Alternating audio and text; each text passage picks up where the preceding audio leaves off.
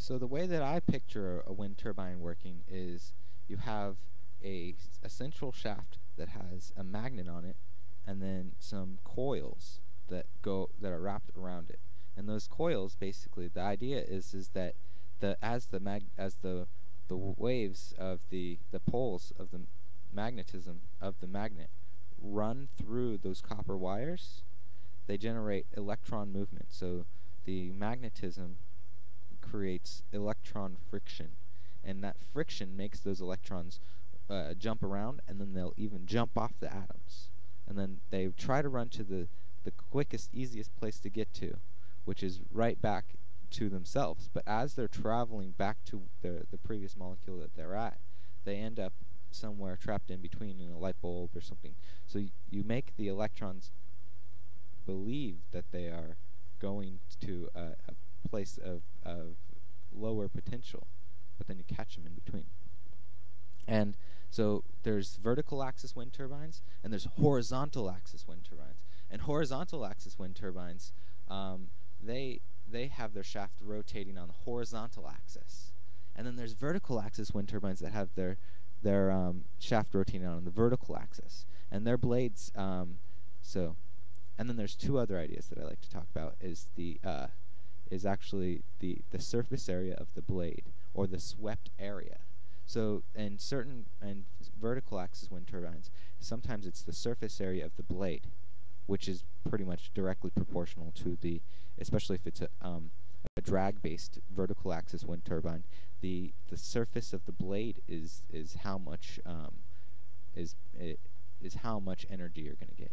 And then the swept area of a horizontal axis wind turbine is how much area that you're going to be gathering energy from.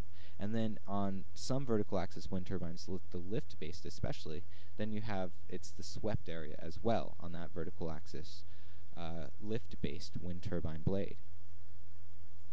And then there's certain ideas such as figuring out different bearings and maybe gears. Some turbines have gears on them, which makes them which can lower or raise the startup speed of the wind turbine.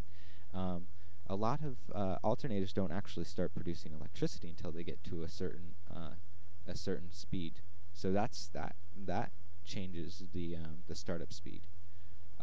Another idea to work with is do you have microclimate winds? Because the microclimate winds are what generate these little microbursts that can get your turbine up to startup speed. So if you have your wind turbine near a pulsating wind mechanism, then you can actually have a turbine that doesn't have wind all the time, but has these micropulses during different times of the day, such as on the coast when you have a wind turbine that utilizes the wind energy of the wind flowing off of the ocean and coming back onto the land, and then flowing off of the land and coming back onto the ocean during the later times of the evening. So that's the basic idea of how I believe a wind turbine works, is that you're measuring the swept area of the wind turbine, and you're measuring the number of coils that are on your alternator, because that's proportional to, and also there's these little ratcheting things, like if you only have then yeah, okay. Have a great day.